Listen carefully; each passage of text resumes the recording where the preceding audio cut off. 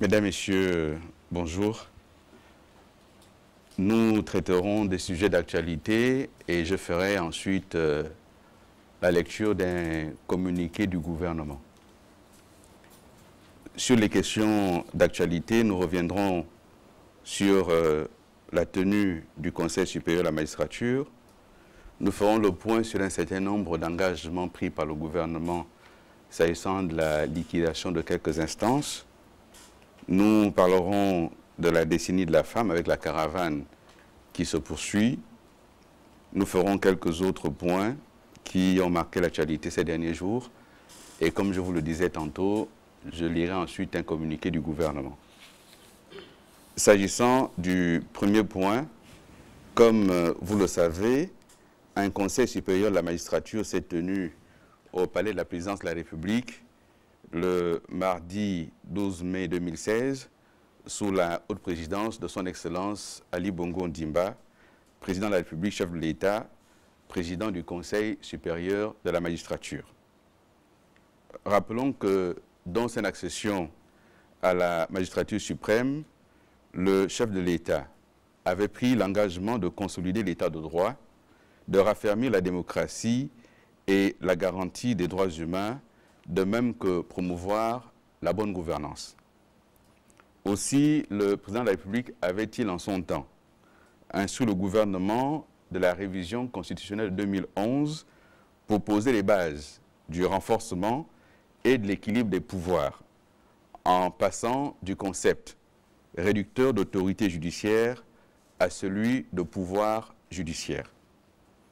Dans le même souci du renforcement de la centralité, de la place et du rôle du juge au sein du Conseil supérieur de la magistrature, les présidents de la Cour de cassation, de la Cour des comptes et du Conseil d'État ont été hissés en 2011 au rang de deuxième vice-président du Conseil supérieur de la magistrature. Pour bien marquer le respect du principe de séparation des pouvoirs, les parlementaires siégeant au Conseil supérieur de la magistrature sont devenus des observateurs et le ministre du Budget un invité alors qu'ils étaient jusqu'à la révision des membres à part entière. Ces différentes avancées ne visent qu'un seul but, celui d'offrir aux Gabonaises et aux Gabonais, ainsi qu'aux opérateurs économiques et partenaires au développement, un service public de la justice efficace de par sa qualité, son impartialité, son équité et sa célérité. C'est dans le cadre de cet objectif que le président de la République a instruit le gouvernement en général et le garde des Sceaux en particulier à conduire une profonde réflexion allant dans le sens d'une réorganisation des juridictions de l'ordre judiciaire et de celles de l'ordre administratif dont les dysfonctionnements sont chaque jour dénoncés par les usagers du service public de leur ressort. La réorganisation des juridictions concernées doit aboutir à leur spécialisation et à celle des personnels judiciaires afin qu'ils s'arriment aux enjeux du nouveau monde dont les acteurs sont de plus en plus spécialisés. S'agissant de l'appurement des instances définies par le gouvernement, le ministre du Budget précise que cet appurement est en cours et concerne la dette intérieure, la dette extérieure, des services déconcentrés dont la santé, l'éducation et les services ayant un fort impact social. Le tout pour un montant de 100 milliards de francs CFA. S'agissant principalement de la PIP, le ministre du Budget indique que les engagements pris par le gouvernement seront tenus dans les délais initialement annoncés, c'est-à-dire avant la fin du mois de juillet. Le paiement de la PIP sera effectif à compter du mois de juin prochain, selon un chronogramme qui sera précisé par le ministère du Budget. S'agissant de la caravane de la décennie de la femme, le bilan à mi-parcours indique que cette caravane se poursuit à l'intérieur du pays. C'est une caravane qui a initié des consultations. Issue de la Commission nationale consultative mise en place pour élaborer et proposer au gouvernement la feuille de route ou un plan d'action de mise en œuvre de la destinée de la femme gabonaise, cette caravane a pour objectif d'améliorer la situation sociale, plutôt la décennie a pour objectif d'améliorer la situation sociale, économique, politique et juridique de la femme gabonaise à travers le développement de plusieurs projets, afin d'établir un diagnostic approfondi de l'état des droits des femmes et des filles gabonaises dans tous les secteurs et domaines prioritaires du développement national. Elle a retenu plusieurs axes. À ce jour, la consultation se déroule en 2 étapes. La première étape concerne la réalisation d'une revue documentaire visant à recueillir des données quantitatives sur la base des textes, enquêtes, recensements et rapports d'études. Elle a débuté le 30 novembre 2015 et s'est achevée le 8 mars 2016 par un atelier de restitution des résultats. La seconde phase est une enquête de terrain. L'actuelle caravane nationale, qui sillonne toutes les capitales provinciales des départements de nos pays, doit obtenir des données quantitatives liées aux préoccupations des femmes et des données qualitatives également. Cette caravane a débuté le 28 mars 2016 dernier et à ce jour, 4 phases sur 5 prévues ont été réalisées comme suit. La première a conduit la délégation successivement dans les provinces du Moyen-Ogooué, de l'Ogooué-Vindo et du Wollentem. La seconde a conduit la délégation dans les provinces de l'Angounié et de la Nyanga. La troisième dans la province de l'Ogooué-Maritime. La quatrième dans les provinces de l'Ogooué-Lolo et du Haut-Ogooué. Ces 4 premières phases, qui sont menées dans un contexte financier difficile, comme vous le savez, sont marquées par une disponibilité totale des membres de la délégation, une forte implication des autorités administratives locales et surtout une grande mobilisation et une participation active des populations. La prochaine et dernière phase permettra à la caravane de sillonner la province de l'Estuaire. Ce sera dans la semaine 23 et 28 mai. À la fin de cette étape, la Commission, au mois de juin 2016, produira un rapport final de la consultation nationale sur la destinée de la femme gabonaise qui sera remis à son Excellence Ali Bongo Ondimba, président de la République, chef de l'État. Le 7 mai dernier, les populations ont massivement répondu à l'appel concernant la relance de la journée citoyenne. En effet, population et administration centrale et décentralisée ont tenu à faire de cette journée propre une réussite, un franc succès. Le chef de l'État a lui-même participé aux activités, notamment aux côtés de Madame le maire de Libreville. C'est une activité qui avait été initiée et qui se déroulait le premier mercredi du mois. Elle a connu des fortunes diverses et le Conseil des ministres a décidé de la relancer et de tenir compte de ce que le mercredi étant un jour ouvré, les populations qui voulaient bien s'impliquer ne pouvaient pas concilier activité professionnelle et bénévolat dans la propriété de la ville. D'où il a été préconisé d'instituer cette journée désormais le samedi. La première de cette reprise a donc eu lieu le samedi 7 mai. La prochaine est prévue le samedi 4 juin. Naturellement, les hommes de médias devraient également s'impliquer et je vois que Gabon Télévision et Radio Gabon, dans le cas de la maison Georges Laverie, sont en train pleinement d'essayer de ravaler la façade après avoir amélioré le contenu.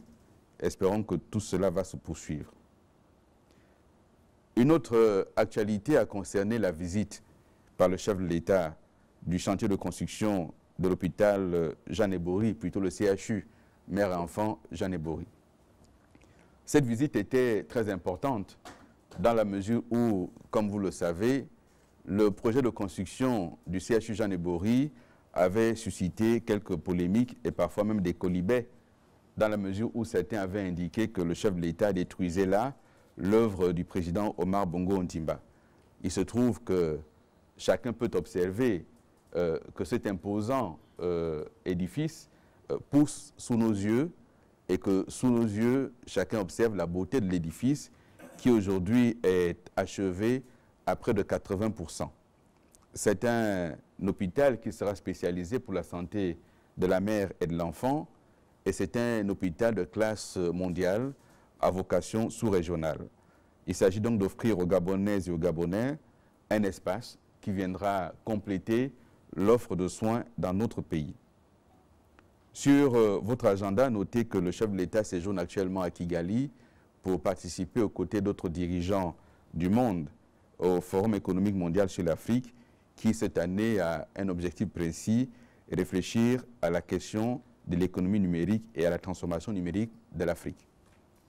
Le chef de l'État se rendra également à Abuja, au Nigeria, pour participer aux côtés de plusieurs autres chefs d'État et de gouvernement à un sommet sur la sécurité dans notre sous-région et bien entendu dans la sous-région Afrique de l'Ouest.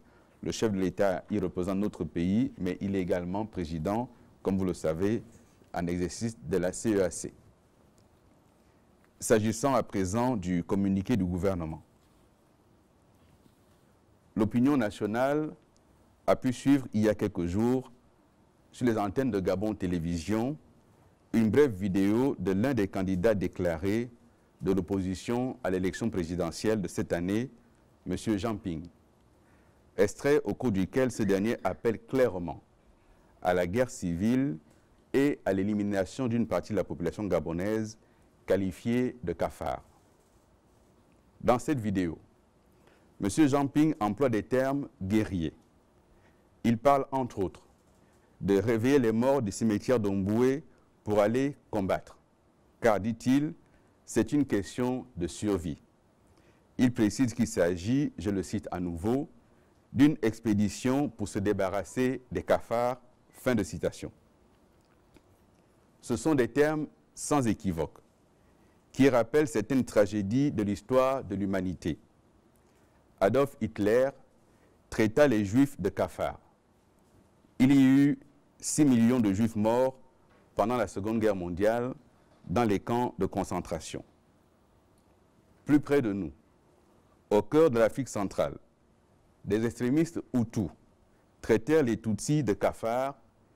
Il y eut le génocide rwandais avec ses 800 000 morts. Il n'y a pas si longtemps, Muammar Kadhafi, que Jean Ping défendit dans un livre, traita une partie de son peuple des mêmes termes de cafards. Il y eut des milliers de morts.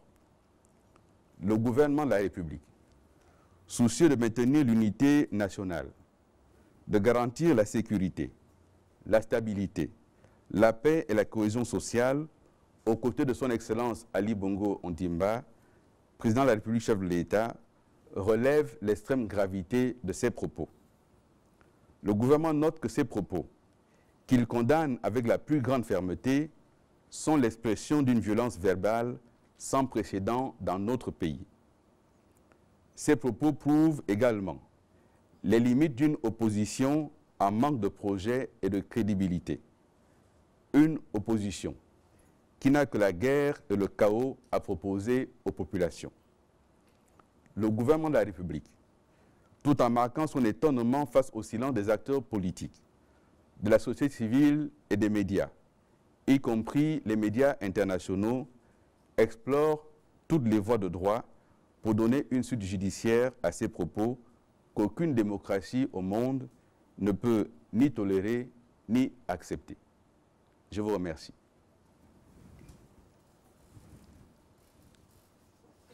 Je suis à votre entière disposition, mesdames, messieurs. Oui.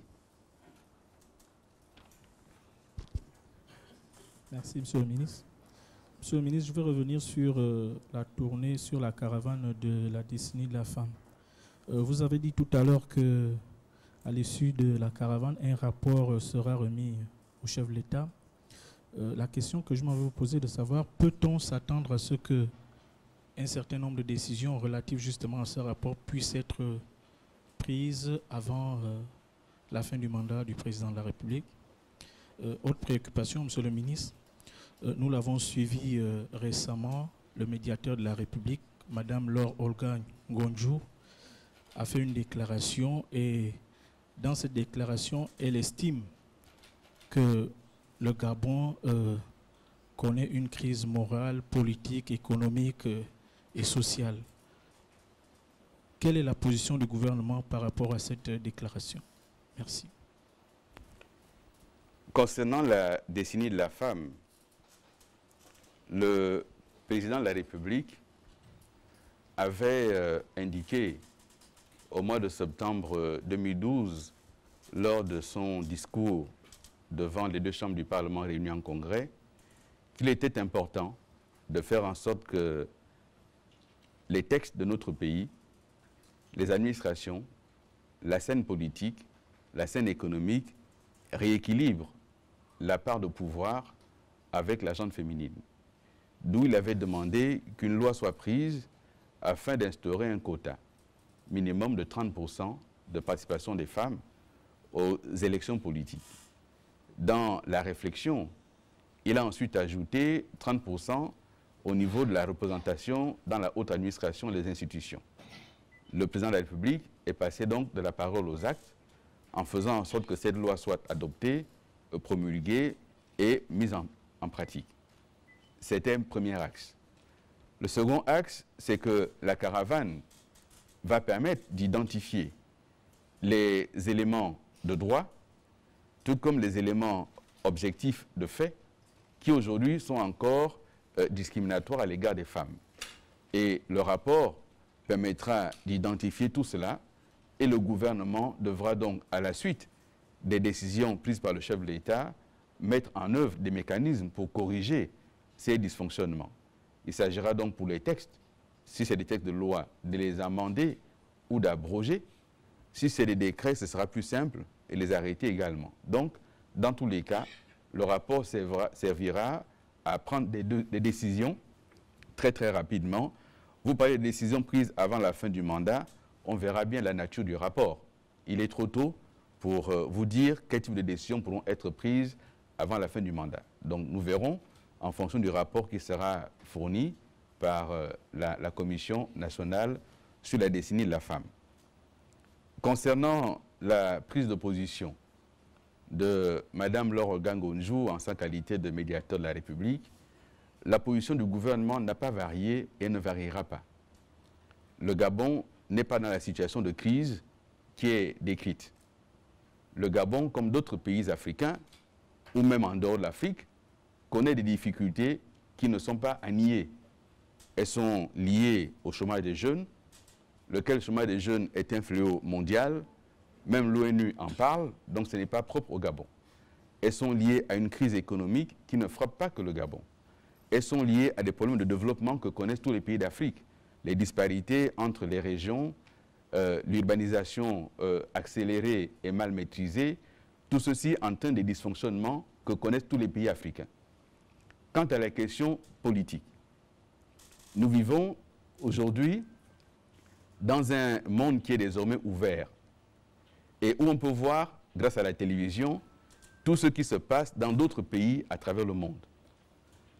Nous parlons de quoi dans notre pays?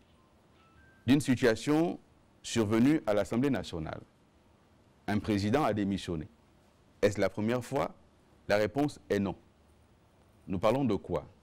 D'une dizaine de députés qui sont partis. Est-ce la première fois? Oui, dans ce nombre-là. Est-ce dramatique? Non.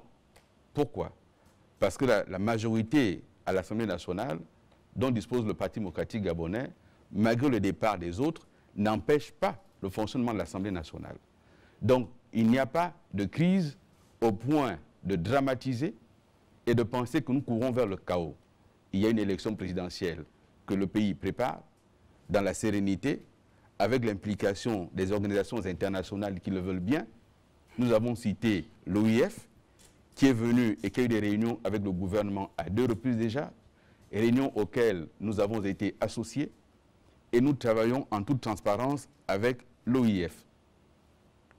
L'Union européenne, l'ambassadeur représentant de l'Union européenne au Gabon l'a rappelé encore il y a quelques jours, l'Union européenne travaille en étroite collaboration avec le gouvernement gabonais sur la question des élections. Nous préparons une élection. Y a-t-il crise? Oui. Elle se situe où? Elle se situe du côté de ceux qui sont réfractaires au changement, de ceux qui pensent que le pays ne peut pas fonctionner sans eux, et de ceux qui ne comprennent pas qu'en toute chose, il faut un temps. Il y a un temps pour tout. Il y a eu un temps où ils ont dirigé le pays, et il y a un temps où d'autres doivent diriger le pays. Et cela vaut pour tout le monde. Et c'est le peuple gabonais qui décide ensuite, pour ce qui concerne le chef de l'État, qui sera élu président de la République à l'issue de l'élection. Pour ce qui est des autres fonctions de l'État, notamment les fonctions nominatives, personne n'a un titre foncier à une fonction. Donc ceux qui pensent qu'il y a des fonctions réservées à la famille, ils se trompent totalement. La République fonctionne différemment. Et Ali Bongo Ondimba se bat et prône l'égalité des chances. Ça veut dire qu'il ne devrait plus y avoir dans notre pays de postes réservés au nom ou au sang. C'est chacun en fonction de son mérite et de ses capacités. Ceux qui ne le comprennent pas, c'est eux qui crient à la crise, parce qu'ils ne sont plus aux responsabilités ou que les choses ne fonctionnent plus comme avant. Il faut le dire très, très clairement. Le pays prépare une élection qui va avoir lieu dans quelques mois, telle que fixée par la Constitution. Vous observerez d'ailleurs, alors que partout dans le monde, et en Afrique principalement, on se plaint de ce que les dates des élections ne sont pas respectées, au Gabon, nous tenons à respecter les dates des élections. Et les partenaires du Gabon nous soutiennent dans cette démarche, que ce soit la France, les États-Unis, l'Union européenne, l'OIF, l'Union africaine, chacun soutient le Gabon dans sa volonté de respecter les délais constitutionnels. Ils seront respectés. Quant à ceux qui donnent ici ou là ultimatum et délai pour partir, qui prennent leur mal en patience pour solliciter les suffrages du peuple gabonais, qui sera bien heureux de les avoir comme candidats et le peuple tranchera. C'est le peuple qui est souverain et c'est lui qui décide. Merci. Oui, madame.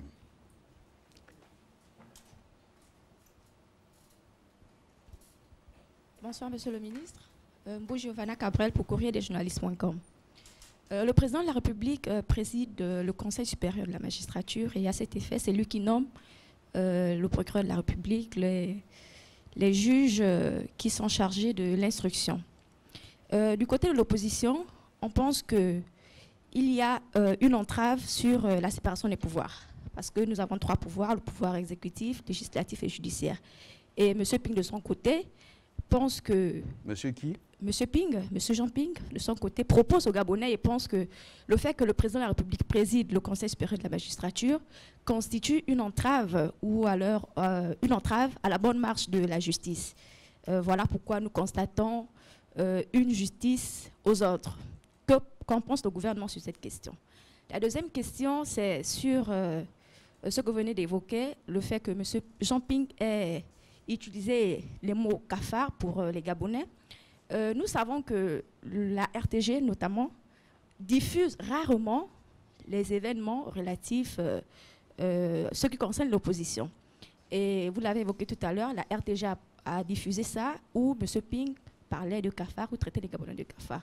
Nous étions tout à l'heure avec le président du Conseil de la communication, Conseil national de la communication, et on parlait de la responsabilité des médias. Alors, comment la RTG peut diffuser de tels propos, sachant que ces propos peuvent amener à la révolte de la population? Merci.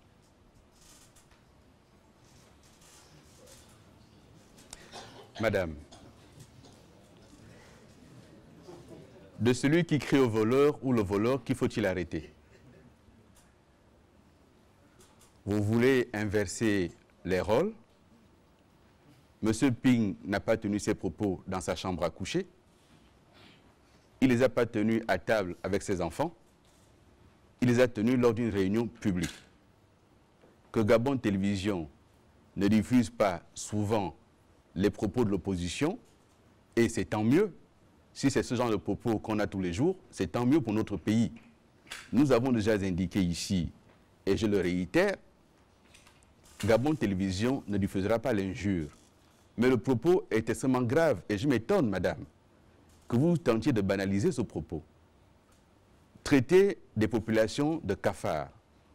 Lorsqu'on a été ministre des Affaires étrangères, lorsqu'on a présidé au nom du Gabon l'Assemblée générale des Nations Unies, lorsque, au nom du Gabon, on a été président de la Commission de l'Union africaine Et lorsqu'on aspire aux plus hautes charges de l'État, on ne peut pas traiter tout ou partie de son peuple de cafard. Même son pire ennemi, ça ne se fait pas. Et donc c'est suffisamment grave pour être dénoncé, et félicitations à Gabon Télévision de l'avoir diffusé. S'agissant de votre première question, voyez-vous, nous sommes dans un pays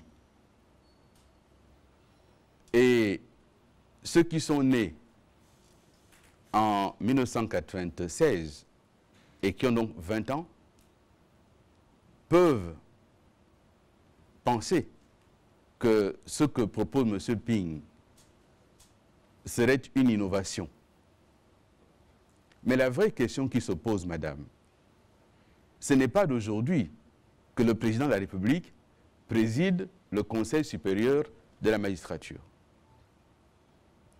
Il en a toujours été ainsi, y compris pendant les 25 ans que M. Ping a passé successivement au cabinet du président et au gouvernement. Il en a toujours été ainsi. L'opposition accuse M. Ping de plagiat. Et cette opposition qu'il accuse de plagiat indique clairement les éléments qui ont été piqués dans les projets des autres, dont celui que vous évoquez.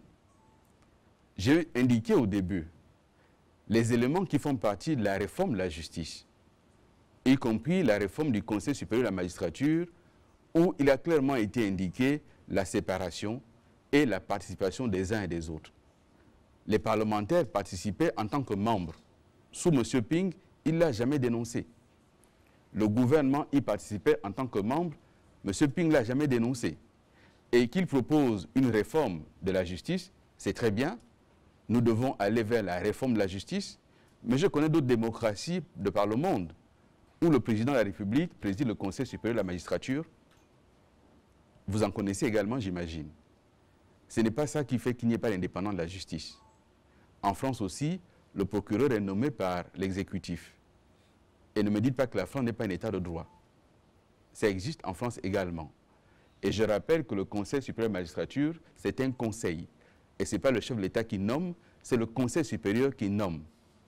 Donc, y siègent les présidents des hautes juridictions que je viens de rappeler. Ce sont eux qui siègent et qui font des propositions. Le président n'intervient pas dans les affaires de la justice et dans notre ordonnancement, le parquet relève du ministère de la Justice comme en France. Donc, si ceci veut dire que le Gabon n'est pas une démocratie, c'est que la France n'en est pas non plus. Merci. Oui? Merci, monsieur le ministre. Merci, monsieur le ministre. Olivier Bakendam Badinga, j'interviens au nom de Radio Gabon. Je m'intéresse aux déclarations des hommes politiques qui font aujourd'hui la une de l'actualité, notamment ceux qui étaient au PDG et qui ont changé de camp. Et là, je m'intéresse au discours de l'ancien membre du conseil consultatif des sages du PDG, Jean-François Toutouméman, qui va certainement s'adresser au public d'un tome. Il était à Libreville et je relève deux éléments de son discours. Il a annoncé, il a jeté un regard sur la situation financière du Gabon et il a annoncé que d'ici là, les caisses de l'État vont tarir. Bon, si cet élément ne constitue pas un motif de crainte, puisque il y a des années, notre homme politique l'avait dit, et nous les agents, nous continuons à être payés, mais il a dit autre chose qui cultive la peur chez les Gabonais. Il a parlé du climat d'insécurité qui prévaut en ce moment au Gabon, et le qualifiant de plus délectaire. Il a même annoncé le départ des Ivoiriens. Donc selon lui, les Ivoiriens ne sont plus au Gabon et que dans quelques jours, les Burkinabés vont partir et que les Français seraient aussi en train de faire leurs valises. Quel est le regard du porte-parole du gouvernement sur ces déclarations-là? Alors, s'agissant de ces déclarations de M. Toutouméman, si nous, Gabonais, devions vivre dans un pays étranger, un pays où on entend les acteurs politiques traiter leurs compatriotes de cafards, Un pays où les acteurs politiques, comme M. Maïla, disent qu'il va y avoir la guerre au Gabon. Où les acteurs politiques comme M. Toutoumeman disent qu'au Burkina Faso, les gens sont descendus dans les rues. Nous, au Gabon, certes, nous ne sommes pas nombreux, mais s'il y en a 1000 qui y vont, même si 200 tombent, ce n'est pas grave. Lorsque vous entendez de tels discours, que vous êtes étranger dans un pays, est-ce que vous pensez que c'est de nature à vous rassurer pour rester dans ce pays-là? Quel est le climat que les acteurs politiques créent aujourd'hui dans notre pays? M. Toutoumeman a été Premier ministre. Sous Toutoumeman, il n'y avait pas autant d'agents de forces de police et de gendarmerie qu'aujourd'hui. M. Toutoumeman a été Premier ministre. Il a été celui qui est resté le plus longtemps. Premier ministre sous Omar Bongo Ondimba. Est-ce que M. Toutoumeman veut vraiment qu'on aille parler de son bilan? Et le bilan le plus proche de nous, l'état dans lequel il a laissé les caisses de la mairie de Libreville, où chaque agent municipal le sait, c'est dans son bureau qu'on reversait les ressources issues du recouvrement. Est-ce qu'il veut vraiment qu'on parle de tout ceci? Lorsqu'il dit que le pays est par terre, à la renverse, mais en réalité, c'est lui qui devrait faire attention. Le pays, il est debout, c'est peut-être lui qui est à la renverse. Et c'est pour ça qu'il le voit à l'envers également. Donc ça, c'est la réalité. Après, les faits, ils sont lesquels? Il y a 7000 Ivoiriens qui vivent au Gabon. Sur un programme annoncé par le chef de l'État ivoirien et qui ne concerne pas que le Gabon, qui concerne d'autres pays africains où les Ivoiriens, par la crise qu'il y a eu chez eux pendant 10 ans, se sont soit réfugiés, soit rendus pour trouver du travail. La Côte d'Ivoire connaît aujourd'hui des taux de croissance qui sont parfois à 2 chiffres. Il y a une réelle reprise économique en Côte d'Ivoire avec les grands chantiers qui sont ouverts, avec la reprise du café-cacao et d'autres éléments. Donc la situation économique permet aujourd'hui que ceux qui sont partis reviennent. Et les 400 dont il s'agit ne s'en vont pas par eux-mêmes. Le Gabon a été informé par les voies diplomatiques habituelles de cette démarche engagée par l'État ivoirien, par le gouvernement ivoirien. Et donc le Gabon a consenti à cela. Et le Gabon a indiqué les conditions de ce départ. Donc ça, c'est une première chose. La seconde chose, c'est qu'on ne maintient personne dans un pays de force. Donc ceux qui sont venus au Gabon pour y trouver du travail, la situation économique au Gabon étant ce qu'elle est en train de devenir compte tenu du retournement des prix du pétrole, si les gens veulent rentrer chez eux, on ne va pas les en empêcher. Mais ces départs, ils sont liés également au climat délétère et malsain qui est aujourd'hui instauré dans notre pays par l'opposition gabonaise qui emporte toute la responsabilité. C'est elle qui parle de guerre, c'est elle qui parle d'insurrection, c'est elle qui parle d'éradiquer les cafards. Ce n'est pas le pouvoir. Merci, Monsieur le Ministre. Il y a à peu près un peu plus de 6 mois, le gouvernement avait fermé certains établissements de microcrédits à titre conservatoire. Il y a quelques semaines également, quelques responsables avaient fait une sortie médiatique demandant à quel moment le ministère de l'économie, qui avait décidé de geler les comptes, va lever cette mesure pour pouvoir procéder au remboursement des clients qui attendent jusqu'à ce jour. Monsieur le ministre, comment le gouvernement s'organise pour pouvoir permettre aux clients d'être remboursés par ces responsables d'établissements de microfinance? Monsieur, pardonnez-moi, mais je ne comprends pas votre question. Monsieur le ministre, je dis, il y a au mois de novembre, le ministère, à la suite du scandale qui avait secouru la structure BSA, le ministère de l'économie avait décidé de fermer certains établissements de microfinance. Et il y a quelques semaines, certains responsables, notamment ceux de Global Invest, pour ne pas citer, avaient demandé que leur compte soit gelé pour procéder au remboursement des clients de cet établissement de microfinance. Jusqu'à ce jour, rien n'est fait. Ma question est de savoir comment le gouvernement s'organise à son niveau pour pouvoir permettre aux responsables de ces établissements de procéder au remboursement de leurs clients. Monsieur le ministre. C'est une question sur laquelle je n'ai pas de réponse. Le ministère de l'économie a fermé de façon conservatoire. J'imagine qu'il étudie actuellement dans quelles conditions ils vont réouvrir. Mais je n'ai pas de réponse à cette question ici et maintenant. Merci. On prend une dernière question. Oui? Jean Dabani. Monsieur le ministre, vous avez dit dans le communiqué que vous avez lu, vous avez dit que le gouvernement se réserve le droit en fait de poursuivre en justice M. Ping. Est-ce que cela signifie, Monsieur le ministre, formellement que M. Ping sera poursuivi par la justice?